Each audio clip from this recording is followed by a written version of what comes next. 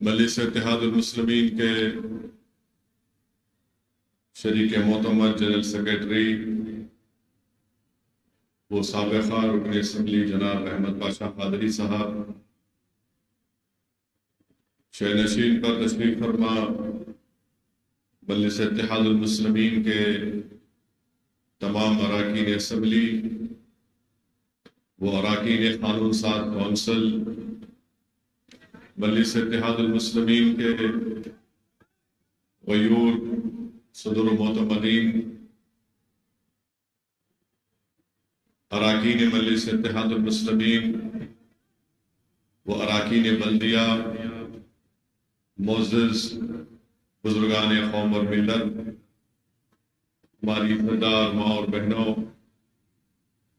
میں آپ تمام کو مجلس اتحاد المسلمین کی 66 یوم تاسیس پر اپنی جانب سے اور مجلس اتحاد المسلمین کے تمام اراکین کی جانب سے آپ تمام کو مبارکباد پیش کرتا ہوں، اور مجھے یقین ہے کہ انشاءاللہ تعالی اللہ سبحانہ و تعالی اپنے فضل اور کرم سے مجلس اتحاد المسلمین کو صبح قیامت تک آباد اور شاداب رکھے گا۔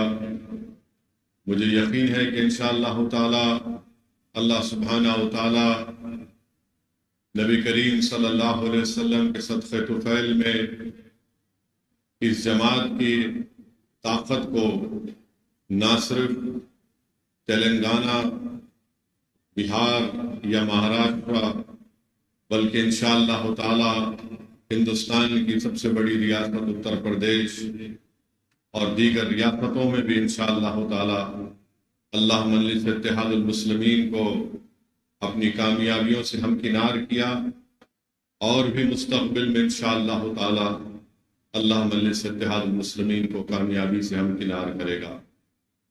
ہم 66واں یوم تاسیس منا رہے ہیں، اور الحمدللہ آج کا دن ہم کو موقع دیتا ہے کہ ہم اپنے مجلس کے مرحوم قائدین کو یاد کریں، جنہوں نے 66 سال پہلے فخر ملت علیہ الرحمہ عبدالواحد اویسی کی قیادت میں مجلس اتحاد المسلمین کی شروعات کی۔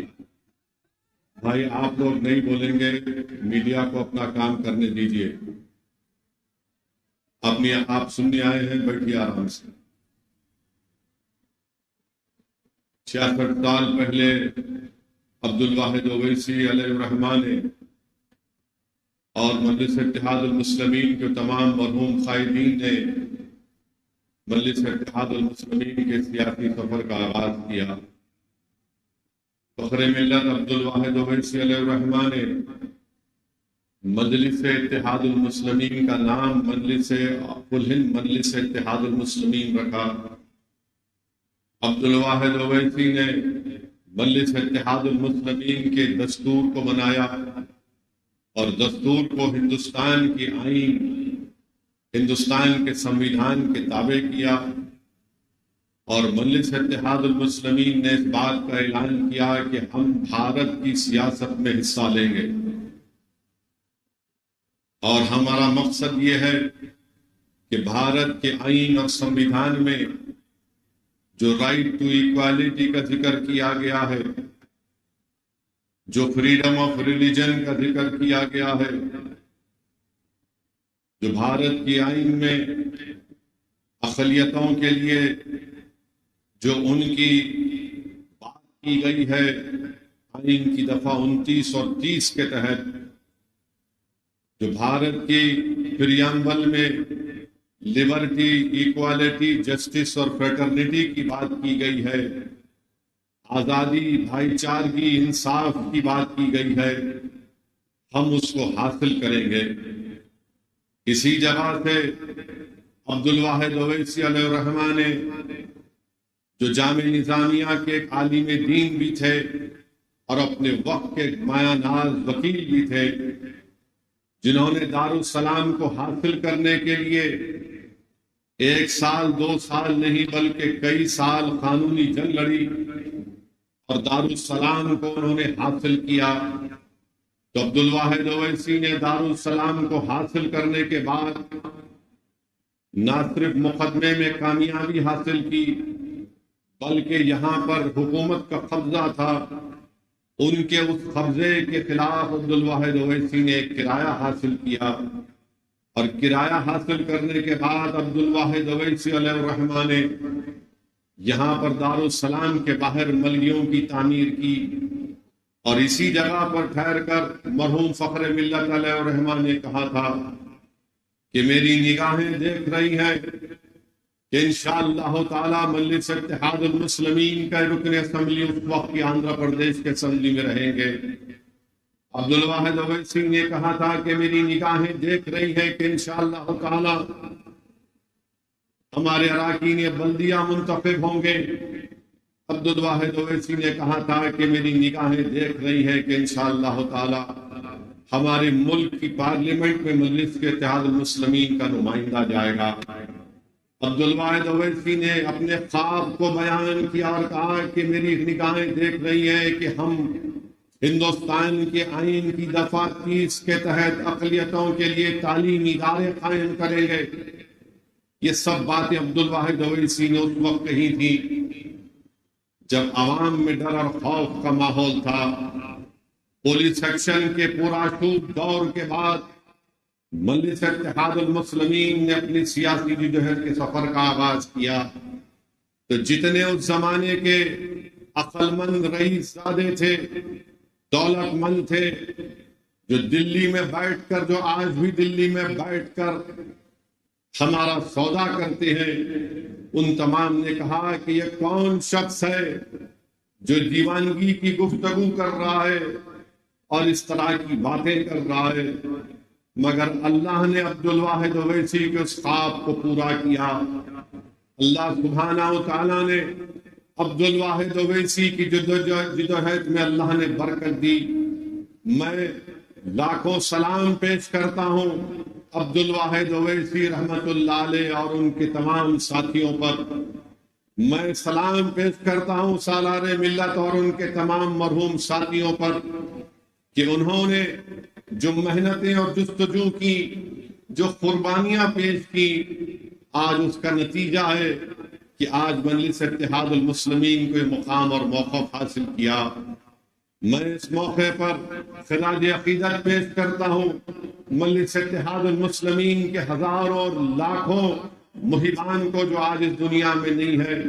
میں اللہ سے دعا گو ہوں کہ اللہ سبحانہ و تعالی ہمارے تمام مرحوم قائدین کو، مجلس اتحاد المسلمین کے تمام مرحوم صدر معتمدین اور اراکین کو، اراکین اسمبلی کو، اراکین بلدیہ کو، اللہ ان کی مغفرت فرمائے، اللہ ان کی خبروں کو نور سے بھر دے۔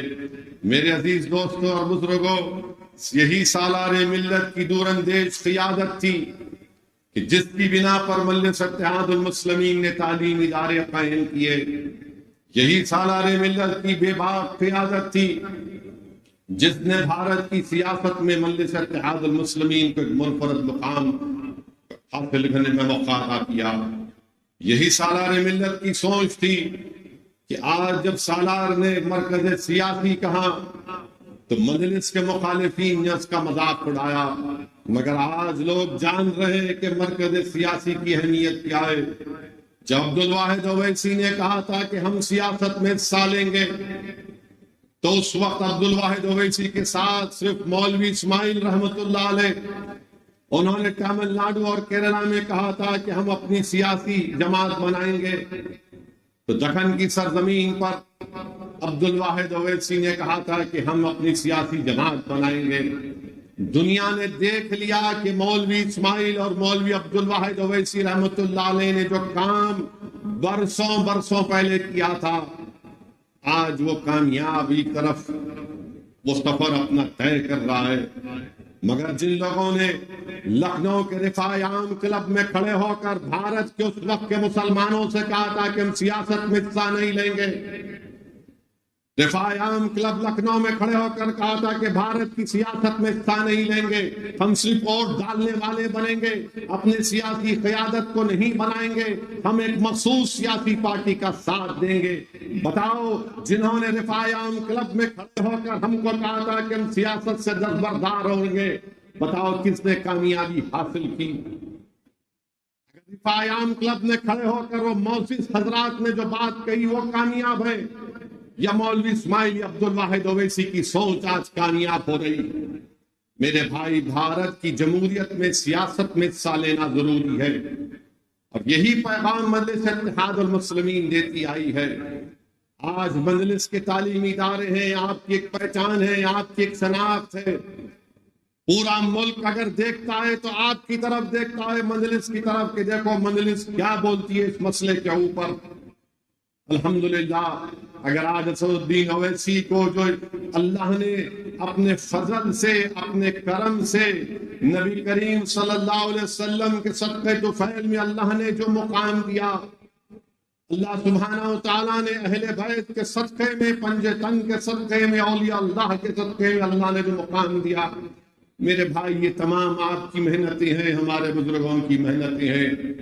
لوگ بولتے ہیں اسد الدین اویسی تم سرزمین حیدرآباد کو چھوڑ کر کیوں جاتے ہو؟ میرے بھائی، میں نے اپنے بچپنے میں کہیں پر پڑھا تھا، ایک دیوانہ تھا کسی گاؤں میں جو یہ سوچتا تھا کہ ہم کو اس گاؤں سے دوسرے گاؤں کو جانے کے لیے 3 پہاڑوں کو عبور کر کے جانا پڑے گا۔ تو آخری میں اس نے کہا کہ اب میں ان 3 پہاڑوں کو کاٹوں گا۔ زندگی اس میں گزر گئی، ایک پہاڑ کاٹ دیا، دوسرا پہاڑ کاٹ رہا تھا، اس کا انتقال ہو گیا۔ جب وہ اپنے بسترے مرگ پر تھا تو لوگوں نے اس سے پوچھا کیا کیا تو نے؟ زندگی لگا دی ان پہاڑوں کو کاٹنے میں، دیکھ تو نے کیا حاصل کیا؟ تو اس مرنے والے شخص نے کہا کہ میں جانتا ہوں کہ اب میں زندگی کے آخری منزل پہ قریب پہنچ چکا ہوں، مگر میں اطمینان کی موت حاصل کروں گا، میں آرام سے اس دنیا سے چلا جاؤں گا، اس اطمینان سے چلا جاؤں گا کہ 3 پہاڑوں میں سے کم اللہ نے مجھے موقع دیا 1.5 پہاڑ کو کاٹنے کا۔ میرے مرنے کے بعد جو آنے والی نسل آئے گی وہ ان پہاڑوں کو اکھاڑ کر پھینک دے گی اور اپنا راستہ بنائے گی۔ تو یاد رکھو، ان پہاڑوں کو ہٹانا آپ کو اور ہمارا کام ہے۔ اگر میں جا رہا ہوں میرے عزیز دوستوں اور بزرگوں، تو آپ کی اتحاد، آپ کی دعائیں، بزرگوں کی سرپرستی، ہمارے مرحوم قائدین کی قربانیاں مجھے پکار کر کہتی ہیں کہ 66 برس پہلے ہم نے اس چراغ کو جلایا تھا، 66 برس پہلے ہم نے 11 مہینے کی جیلوں کو برداشت کیا، 66 برس پہلے جب ہم نے مجلس کے پرچم کو بلند کیا تو ہمارے گھر کے اکاؤنٹ بند کر دیے گئے، ہماری اولاد پر پینے کا پانی بند کر دیا گیا، ہم نے جیلوں کی صحبتیں برداشت کی، ہم نے الزامات کا سامنا کیا، ہم تنے تنہا کھڑے ہو کر وقت کے حکمرانوں سے مقابلہ کیا۔ خبردار، ہماری قربانیوں کو رائگاں جانے مت دینا۔ تم ہماری قربانیوں کو ہم کو زندہ سمجھتے ہو تو اس سفر کو لے کر آگے بڑھو۔ یہی میری زندگی کا مقصد ہے کہ جس چیز کی شروعات فخر ملت نے کی اپنے مرحوم قائدین کے ساتھ، جس جماعت کو سالار ملت نے اونچائیوں تک پہنچایا، اب ہمارا اور آپ کا کام یہ ہے میرے عزیز بزرگوں، میرے مجلس کے رفقا، میرے مجلس کے ساتھیوں، ہمارا کام یہ ہے کہ ہم اس کام کو اور آگے لے کر بڑھیں۔ یقیناً الزامات کا سامنا کرنا پڑتا ہے، یقیناً ہم پر انگلیاں اٹھائی جائیں گی، کیچڑ پھینکا جائے گا، مگر میرے بھائی 66 برس پہلے دارالسلام نہیں تھا، 66 برس پہلے یہ تعلیم ادارے نہیں تھے، 66 برس پہلے یہ 44 اراکین بلدیہ، یہ 7 اراکین اسمبلی، 2 رکن پارلیمان، بہار میں آپ کے رکن اسمبلی، مہاراشٹرا میں آپ کے 2 رکن اسمبلی، آپ کے رکن بلدیہ گجرات میں، رکن بلدیہ اتر پردیش میں، مدھیہ پردیش میں، آندھرا میں، کرناٹکا میں کچھ نہیں تھا۔ اس وقت ہمارے مرحوم قائدین نے اس سفر کا آغاز کیا۔ آج الحمدللہ ہمارے پاس یہ تمام چیزیں ہیں، یہ اللہ کا فضل اور کرم ہے کہ ہم نے اس کو حاصل کیا۔ تو ہمارے مرحوم قائدین کو اگر ہم زندہ سمجھتے ہیں، ان کو مردہ نہیں ہونا دینا چاہ رہے اگر ہم، تو ہمارا کام یہ ہے کہ ہم جدوجہد کرتے رہیں۔ یقیناً الزامات تو لگتے رہے اور لگتے رہیں گے، مجھے اس کی کوئی پرواہ نہیں ہے، کیونکہ میرے مرنے کے بعد یہ الزام لگانے والے میری خبر میں نہیں آئیں گے۔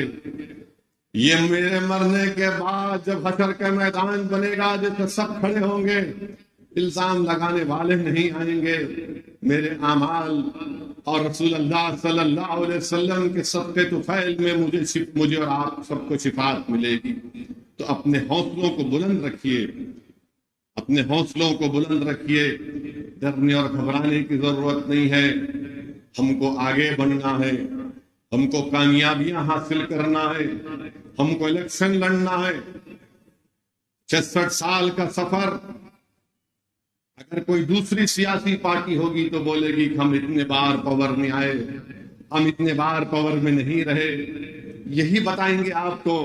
مگر ہم یہ کہتے ہیں کہ 66 برس کے سفر میں ہم نے کئی حکومتوں کو دیکھا جنہوں نے مجلس سے ٹکرایا، مگر مجلس باقی رہی، ان کو اللہ نے شکست دیا۔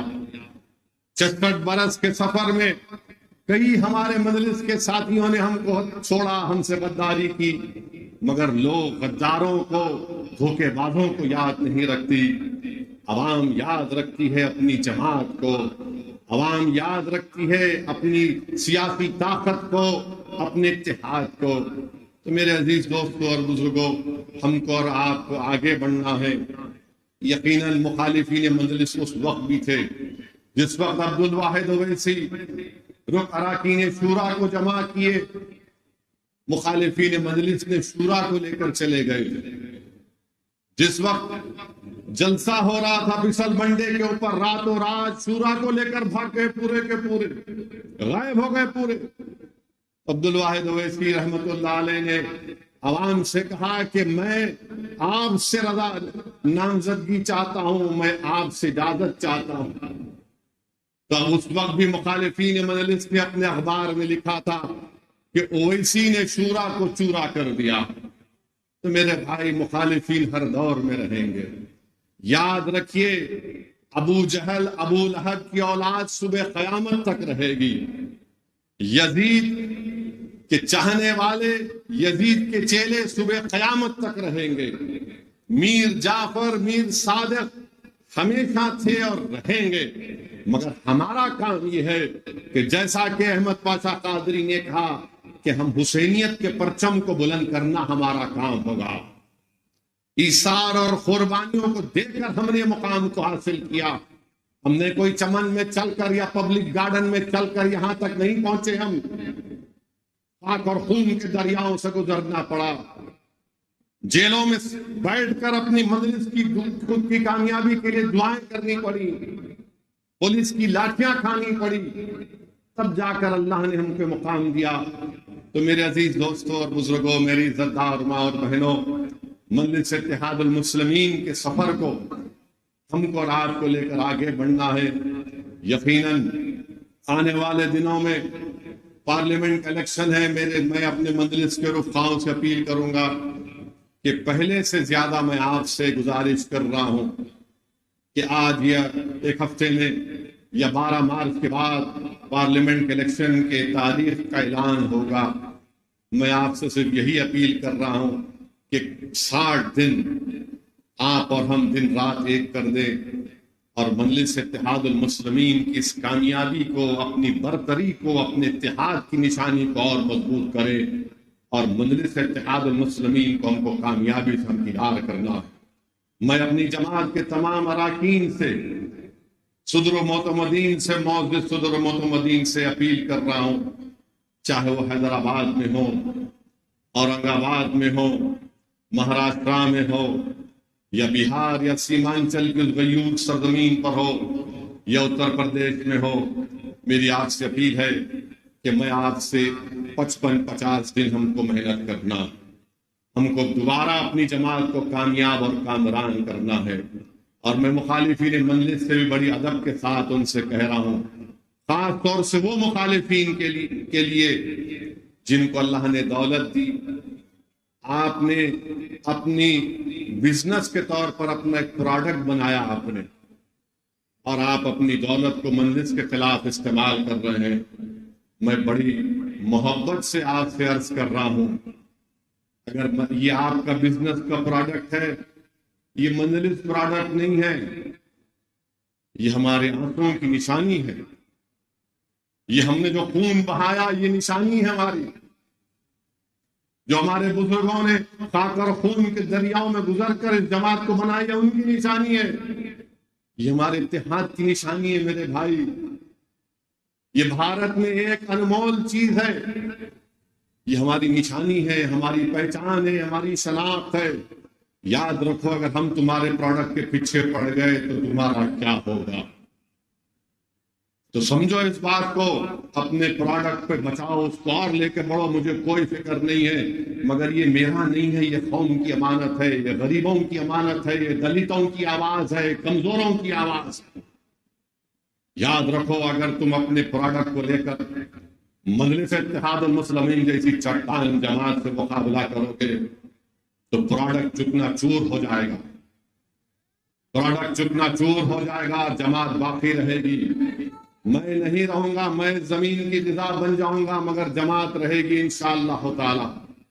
تو آپ سے ہم عرض کر رہے ہیں، آپ خوش رہو، مگر میں اس بات کو ہرگز برداشت نہیں کروں گا کہ مجلس اتحاد المسلمین کے خلاف، جمہوریت ہے، اختلاف کرو آپ، مگر یاد رکھو، اگر اختلاف کرنے کے طریقے اگر آپ تبدیل کریں گے تو ہم تو ہر وقت جنگ کے لیے تیار رہتے ہیں، ہم تو ہر وقت جنگ کے لیے تیار رہتے ہیں۔ مجھے کھل کر بولنا پڑے گا کہ تم کس کے اشاروں پر کام کر رہے ہو، اور میں ان سے بھی کہنا چاہ رہا ہوں جو بہت سینہ تان کر بغل میں ہاتھ ڈال کر بول رہے ہیں، پیارے، مجلس اتحاد المسلمین نے ان کی سیٹ کو 84 میں اللہ نے مجلس کو کامیاب کیا، مخالفین مجلس اتحاد المسلمین نے 96 میں کوشش کی تھی، 2009 میں بھی کوشش کی تھی، مجلس میدان میں تھی، ہے اور رہے گی انشاءاللہ تعالی۔ مجلس 84 میں کامیابی حاصل کی، مجلس 96 میں کامیابی حاصل کی، مجلس 2009 میں بھی کامیابی حاصل کی، اور انشاءاللہ تعالی 2024 میں بھی پہلے سے زیادہ اکثریت کے ساتھ انشاءاللہ تعالی مجلس اتحاد المسلمین کامیابی حاصل کرے گی۔ تم میدان چھوڑ کر نہیں بھاگنا، تم میدان چھوڑ کر نہیں بھاگنا، میں سب سے مقابلہ کرنے کے لیے تیار ہوں، تم بھاگنا نہیں۔ تم بہت باتیں کرتے ہو نا، آؤ اب دکھائیں گے تم کو حیدرآباد کیا ہوتا ہے، تم کو بتائیں گے الیکشن کیسا لڑا جاتا ہے، تمہارے گھر میں گھس کے مقابلہ کریں گے انشاءاللہ تعالی۔ تم اگر یہ سمجھتے ہو کہ ایک بار ہماری کمزوری کا تم نے فائدہ اٹھا لیا، ٹھیک ہے، اب ہم تمہاری کمزوریوں کو دیکھ کر اس کو نکالیں گے، مگر بھاگنا نہیں پیارے، آنا ٹھہرنا، ادھر بھی نہیں جانا، تم کو ایسا گھیرے میں لے کر آئیں گے کہ تم کو مقابلہ ہی کرنا پڑے گا انشاءاللہ تعالی۔ اور تم یہ نہیں بولنا ہم انا کے پیچھے کھڑے ہوئے ہیں، ارے تم انا کو لے کے آؤ، کس کو لے کے آتے، مگر تم چھوڑنا نہیں۔ میرے بھائی، مجلس کی مخالفین، ہم مخالف ہمیشہ سے، آج اس دنیا میں بات نہیں ہے، چلے گئے اپنے ارمانوں کو لے کر، مجلس کی مخالفت میں اپنے بستر مرگ تک پہنچ گئے، مگر اللہ نے جماعت کو آباد اور شاداب رکھا۔ یہ وہی لوگ ہیں جو مجلس کو کمزور دیکھنا چاہتے ہیں۔ مجلس کیا ہے میں بتاتا ہوں آپ کو، مجلس نے عوام کو بیدار کیا، شعور کو بیدار کیا، اسی لیے ہر بھارت کے کونے میں کوئی کہتا ہے کہ کیوں اقلیتوں کے بجٹ میں میرے حصے کو کم کر دیا جا رہا ہے، میرا حصہ کب ملے گا؟ مجلس بولتی کیا کیے؟ ارے مجلس یہ کیے کہ آج عوام کہہ رہی کہ میرے حصے کا کیا ہوگا۔ مجلس نے یہ بیداری پیدا کی کہ آج نوجوان اٹھ کر کہہ رہا ہے کہ ہم تمہاری پارٹی یا تمہارے ان لوگوں کے لیڈروں کے ممنون اور مشکور نہیں ہیں، آج بھارت ہمارا ہے۔ مجلس نے اس شعور کو بیدار کیا کہ CAA کا قانون غلط ہے۔ مجلس نے شعور کو بیدار کیا کہ مسلمانوں کو، دلتوں کو تعلیم حاصل کرنا ضروری ہے۔ مجلس نے یہ شعور بیدار کیا کہ سیاسی طاقت کے ذریعے ہم اپنے مسائل کو حل کروا سکتے۔ ارے مجلس نے تعلیمی ادارے قائم کیے، اسپتال قائم کیا۔ یہ لوگ اسپتال تو چھوڑو، ایک فارمیسی کی دکان نہیں بنا سکتے۔ مجلس تو چھوڑو، یہ کچھ نہیں کر سکتے میرے بھائی۔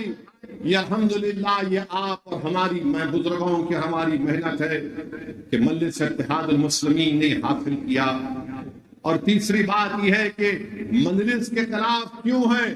کیونکہ چاہتے ہیں کہ مودی کے اشارے پر، RSS کے حکم پر مجلس کو کمزور کرنا چاہتے ہیں۔ یہ چھوٹی BJP اور ان کے تمام ساتھی جو مجلس کی مخالفت چاہے حیدرآباد یا اورنگ آباد یا سیمانچل میں کرتے ہیں، یہ اصل میں RSS اور BJP کے حکم پر اور یہ نام نہاد سیکولر پارٹیوں کے دم چھلے بن کر یہ نہیں چاہتے کہ تمہاری سیاسی آواز رہے، یہ نہیں چاہتے کہ تمہاری سیاسی طاقت کا خلاف ہمیشہ بنا رہے۔ یہ تمہارے اتحاد کے دشمن ہیں۔ یہ نفرت کرتے ہیں جب تم سوال کرتے ہو اپنی برابری کا۔ اسی لیے ان کا مقصد ایک ہی ہے کہ اپنی انانیت کو، اپنی انفرادیت کو برقرار رکھنے کے لیے یہ جماعت کو کمزور کرنا چاہتے ہیں۔ ارے تمہاری شخصیت ختم ہو جائے گی، جماعت آباد رہے گی۔ تمہاری انانیت کو مٹیا ملیج کر دے گا اللہ انشاءاللہ تعالی، مگر اجتماعیت کو اللہ برقرار رکھے گا۔ میرے عزیز دوستوں اور بزرگوں، آج آپ دیکھ رہے ہیں کہ پارلیمنٹ کا چناؤ الیکشن ہمارے سروں پر ہے، اور میں ایک بات آپ سے گزارش کرنا چاہوں گا کہ رمضان کا مہینہ آنے والا ہے، سایہ فگن کرنے والا۔ تو ماہ رمضان میں بھی ہم کو نہ صرف روزے رکھنا ہے جو مسلمان ہیں، بلکہ ہم کو اللہ سے اپنے رشتے کو مضبوط کرنا، اور رمضان میں ہم کو الیکشن کیمپین بھی کرنا پڑے گا۔ نہیں معلوم تاریخ کب آئے گی۔ اب کوئی یہ بولے گا ارے بھائی الیکشن کی تاریخ کا اعلان ہو گیا، رمضان میں کیسے کیمپین کریں گے؟ میرے بھائی جب پیٹ میں کچھ نہیں ہوتا نا، انسان اس وقت بہت ایکٹیو ہوتا ہے۔ جب پیٹ میں کچھ ہو جاتا تو نہیں بولتا ذرا آرام کر لے۔ اور رمضان میں ہی ہم کو الیکشن کی انتخابی مہم کو شروع کرنا پڑے گا۔ تاریخ کیا آئے گی میں نہیں جانتا، کوئی نہیں جانتا، مگر اللہ سے اپنے رشتے کو ہم جب مضبوط کریں گے اور ہم حالت روزہ میں جب اللہ سے دعا کریں گے، اللہ ہم روزے کی حالت میں اپنی جماعت کے لیے ہم کام کر رہے ہیں، یا اللہ اس کو قبول کر لے، تو یقیناً اللہ سبحانہ و تعالیٰ روزے دار کی دعا کو رد نہیں کرتا۔ تو میرے عزیز دوستوں اور بزرگوں، رمضان کا مہینہ آ رہا ہے، اس کی قدر کریے، اور انشاءاللہ تعالی ہم ایک پروگرام بنائیں گے کہ کیسے ہم اپنی جماعت کی سرگرمیوں کو، الیکشن کی سرگرمی کو اس ماہ مبارک میں ہم کیسا لے کر آگے بڑھ سکتے ہیں۔ اور مجلس اتحاد المسلمین کی کوشش یہی رہی اور رہے گی کہ تیسری مرتبہ وطن عزیز کے وزیر اعظم نریندر مودی نہ بنے۔ ہماری کوشش یہی رہی کہ BJP اقتدار میں نہ آئے۔ انشاءاللہ تعالی ہم پھر سے کوشش کریں گے، اور مجھے یقین ہے کہ انشاءاللہ تعالی اللہ سبحانہ و تعالی ہماری کوششوں کو قبول کرے گا، اور اللہ سبحانہ و تعالی ہم کو کامیابی سے ہمکنار کرے گا۔ آج BJP کے پاس دکھانے کو کچھ بھی نہیں ہے، BJP کے پاس دکھانے کو کچھ بھی نہیں ہے۔ بے روزگاری نوجوانوں کا مخدر بن گیا۔ اتر پردیش میں 50 لاکھ پولیس کی نوکریوں کے لیے، 50,000 نوکری کے لیے 50 لاکھ نوجوان اپلائی کرتے ہیں۔ کسی ریاست میں ایک پیون کی نوکری، 10 پیون کی نوکری کے لیے 3,000 PhD کے لوگ اپلائی کرتے ہیں۔ بھارت میں سب سے زیادہ اگر نوجوانوں بے روزگاری پوری دنیا میں ہے تو وطن عزیز بھارت میں، اور ان میں سب سے زیادہ بے روزگار ہیں تو پڑھے لکھے لوگ ہیں۔ اب بتائیے بھارت کے وزیر اعظم نے کیا کیا، مودی نے کیا کیا؟ تو بولیں گے بھائیوں بہنوں اچھے دن آ گئے، وکست بھارت ہم نے کر دیا، بھارت کا نام روشن ہو گیا پوری دنیا میں۔ نریندر مودی سے ہم کہنا چاہیں گے کہ آپ نے روزگار نہیں دیا بلکہ بے روزگار بنا دیا نوجوانوں کو آپ نے۔ آپ سوچئے تھوڑی دیر کے لیے کہ اسرائیل 30,000 فلسطینیوں کو شہید کر دیا غزہ میں، 20 لاکھ کی آبادی میں 13 لاکھ بے گھر ہو گئے لوگ، اس 30,000 میں 16,000 بچے مر گئے، پینے کا پانی نہیں ہے، کھانے کو کھانا نہیں ہے، اسپتال میں دوائیں نہیں ہیں۔ اور یہ غزہ کے غریب فلسطینی اسرائیل میں جا کر کام کرتے تھے، کیونکہ اسرائیل ان لوگوں کو کام کرنے نہیں دے رہا ہے، غزہ اور ویسٹ بینک کے فلسطینیوں کو۔ تو اسرائیل نریندر مودی سے کہتا ہے کہ ہم کو بھارت سے نوجوان دلاؤ۔ مودی جی یہ کون سا وکست بھارت ہے کہ اسرائیل میں نوکری کرنے کے لیے جہاں پر جنگ چل رہی ہے بھارت کا نوجوان اپنی جان کو ہتھیلی رکھ کر جا رہا؟ آپ نے روزگار دے دیے، ہزاروں نوجوان بھارت کے کھڑے ہوئے ہیں اسرائیلی کمپنیوں میں نوکری لینے کے لیے، اسرائیل کو جا کر کام کرنے کے لیے۔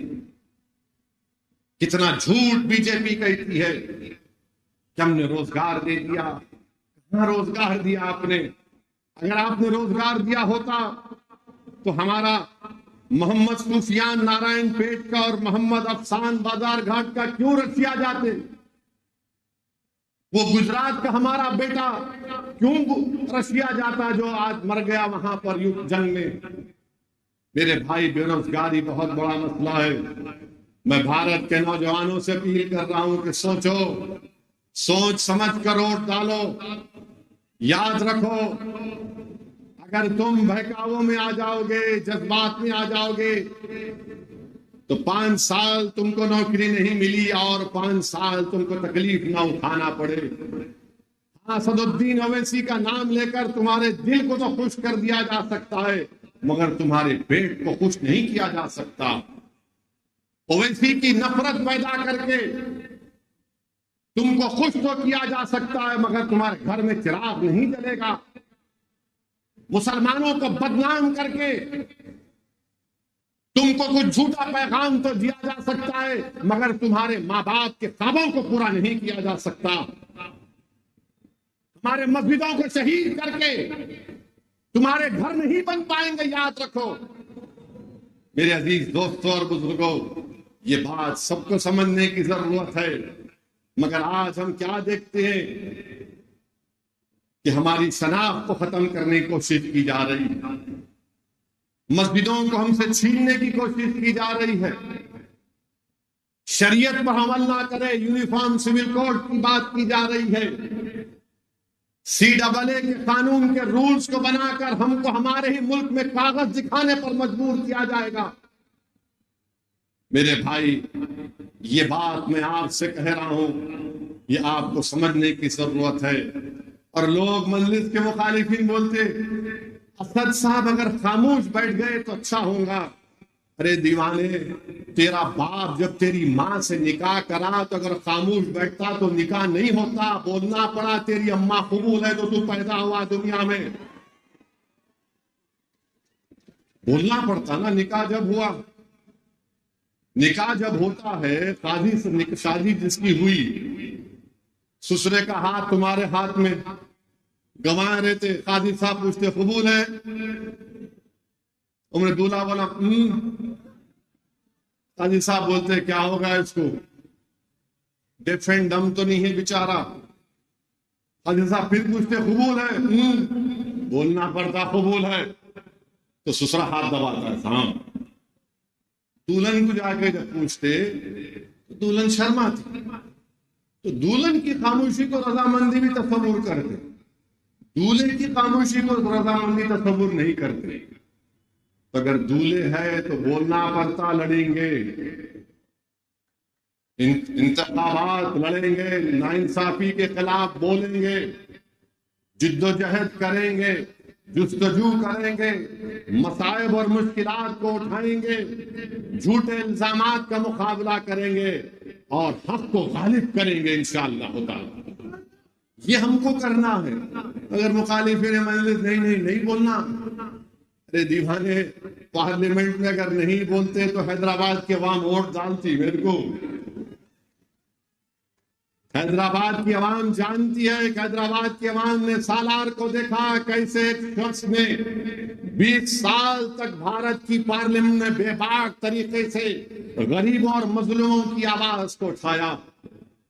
یہ حیدرآباد، اورنگ آباد اور سیمانچل کی عوام دیکھتی ہے مجھے اور امتیاز جلیل کو، اختر الایمان کو اسمبلی میں، اور مہاراشٹر میں مفتی اسماعیل کو اور شاہ صاحب کو دیکھتی ہے کہ کیسا بے باک طریقے سے لوگ اپنے مسائل کو اٹھاتے ہیں، حکومتوں کو مجبور کرتے ہیں۔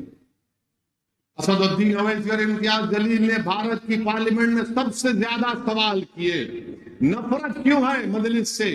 یہ بہت پوچھتے ہیں، یہ بہت لڑتے ہیں، یہ بہت حکومت کے سامنے کھڑے ہو کر اپنی بات کو دلیل اور بھارت کے سنویدھان کے دائرے میں رہ کر بولتے، اس لیے ان کو تکلیف ہے۔ میرے بھائی، پارلیمنٹ میں آپ نے دیکھا کہ ہم نے کھڑے ہو کر کہا CAA کا قانون نہیں مانتے، میں نے اس قانون کو پھاڑ دیا۔ دوسرے بھی پھاڑ سکتے تھے، نہیں پھاڑے۔ حیدرآباد کا ایک لفظ ہے، پھاڑنے پہ نہیں بولنا چاہوں گا، آپ کچھ نہیں کر سکے۔ 53 لاکھ کا قانون آیا، آپ نہیں بول سکے۔ مودی کے حکومت میں ظلم اور ستم کیا گیا، اخلاق پر، انکاؤنٹر، بلڈوزر پر کس نے آواز اٹھائی؟ مجلس نے آواز اٹھائی۔ UAPA کا قانون میں ترمیم کی گئی، کس نے خلاف بولا؟ مجلس نے بولا۔ کس نے تائید کی؟ وہ دنیا کے سامنے ہے جو آج ہم کو بولتے ہیں۔ میرے بھائی عزیز دوستوں اور بزرگوں، پارلیمنٹ کا آخری دن، اس لوک سبھا کا آخری دن، حکومت نے ریزولوشن لے کر آیا تو کس نے دنیا کے سامنے کہہ دیا کہ 17 دسمبر 1992 کو بھارت کی پارلیمنٹ میں ہم نے ریزولوشن پاس کر کے RSS، وشو ہندو پریشد، بجرنگ دل کو اس ایوان نے کنڈیم کیا تھا بابری مسجد کی شہادت کو۔ پارلیمنٹ میں سناٹا ہو گیا۔ کس نے بھارت کی پارلیمنٹ میں کہا کہ 22 جنوری جی بی پنت نے رکھی، 6 دسمبر کے دن رکھی گئی؟ کس نے بھارت کی پارلیمنٹ میں کھڑے ہو کر کہا کہ بابری مسجد زندہ باد، بابری مسجد زندہ باد؟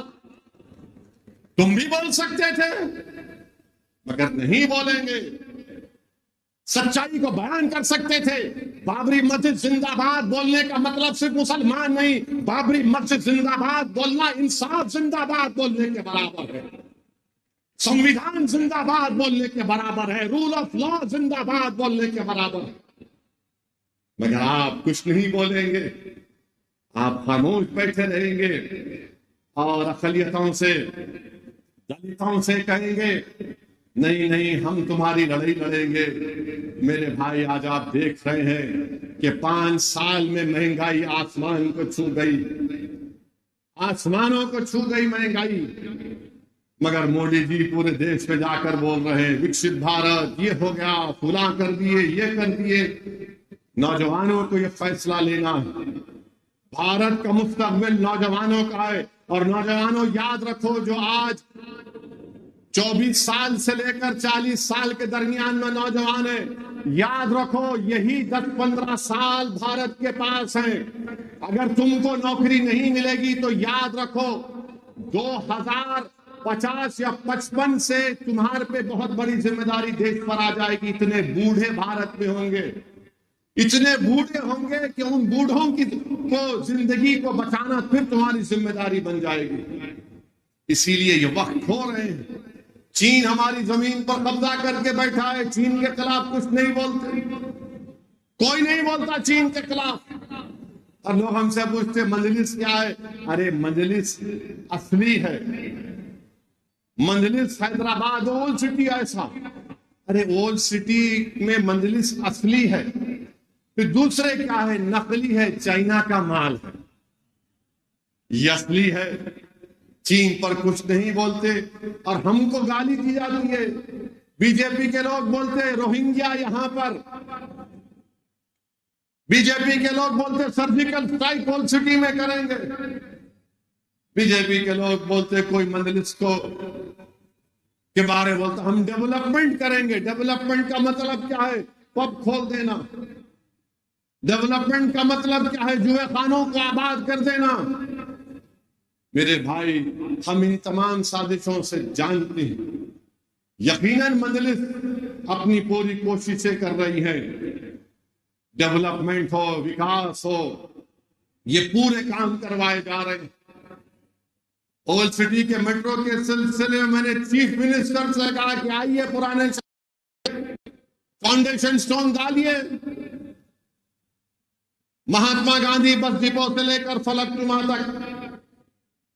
تو مجھے بتایا گیا کہ آئندہ ہفتے 7 تاریخ کے دن چیف منسٹر آئیں گے فلک نما پر میٹرو کا فاؤنڈیشن ڈالنے کے لیے. ویلکم. فاؤنڈیشن سٹون بھی ڈالیے اور کام بھی شروع کرائیے.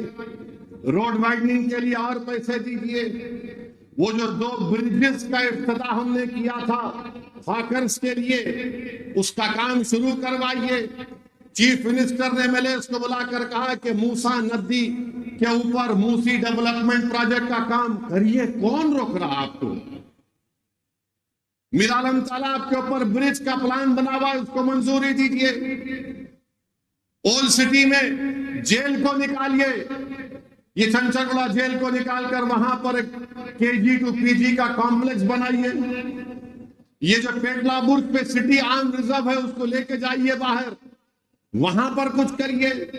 ارے ہم چاہ رہے ہیں ڈیولپمنٹ، مگر ہمارے مجلس کے مخالفین کو تو عرفان کا جو مریض ہوتا ہے نا اس کو خالی پیلا دکھتا بیچارے، اس کو دکھتا ہی نہیں کچھ بھی، اس کو دکھتا ہی نہیں کچھ بھی. مجلس کے مخالفین اور مجلس کے اراکین میں کیا فرق ہے؟ مجلس کا رکن رات بھر محنت کرتا ہے. آج صبح میں 6 بجے 5:30 بجے میرے کو فون آیا بہار کے بیسی کے امام نے کہا کہ میری والدہ کا انتقال ہو گیا، مجھے اپنی والدہ کی لاش کو لے کے جانا ہے بیسی کو. میں نے مجلس کے MLC کو فون کیا کہ جاؤ فوراً نمس کو جاؤ. بیسی کے امام صاحب کی والدہ کا انتقال ہوا، ان کی لاش کے پورا پیپر ورک کراؤ. مجلس کیا ہی کرتی، مگر مجلس کے مخالفین کیا ہے؟ میں آ جاؤ فیس بک لائیو کرتے، اس کے بعد اپنے آپ کو بولتے میں ارطغرل غازی ہوں. 1 گھنٹے کا فیس بک لائیو اور میں ارطغرل غازی ہوں. اچھا ارطغرل غازی ہیں آپ، 2 گھنٹے کا فیس بک لائیو. ارے دیوانے، یا 66 سال کی محنت ہے یہاں پر، یہ ہمارے خاک اور خون کی قربانیاں ہیں یہاں پر، اور یہ فیس بک لائیو کر کے بڑا تیر مار لیا، بہت کام کر لیا. ایک ڈسپینسری تم نہیں کھول سکتے. تمہارے بڑے لوگ اپنے ارمانوں کو لے کر اس دنیا سے چلے گئے مجلس کو کمزور کرنے کی، مگر ہم میں بھی اپنی کمزوریوں کو دور کرنا ہے. میں میرے اراکین سے اپیل کروں گا کہ غرور مت کریے، اچھا بات کریے، عوام کی خدمت کرنے کے جذبے کو اور مضبوط کریے. اور یاد رکھیے ہم نے جو ہمارے بزرگوں سے سکھا، کوئی دارالسلام کو آئے یا کوئی آپ کے پاس آئے وہ انسان ہے. مذہب مت دیکھو، مذہب مت دیکھو. کوئی ہندو ہوگا، دلت ہوگا، مسلمان ہوگا، نہیں ہوگا، عیسائی ہوگا، بیکورڈ کلاس کا ہوگا، مگر انسان ہے، اس کا کام کرنا پڑے گا. اور یہ دارالسلام گواہ ہے کہ یہاں پر ہم بیٹھ کر بلا لحاظ و مذہب ملت کام کرتے آئے ہیں اور انشاءاللہ تعالی کام کرتے رہیں گے. تو میری آپ تمام سے اپیل ہے. ہاں ایک اور بات بولنا بھول گیا، یہ آج کل یہ اتراکھنڈ میں UCC کا قانون لایا گیا. ارے کیا قانون ہے وہ؟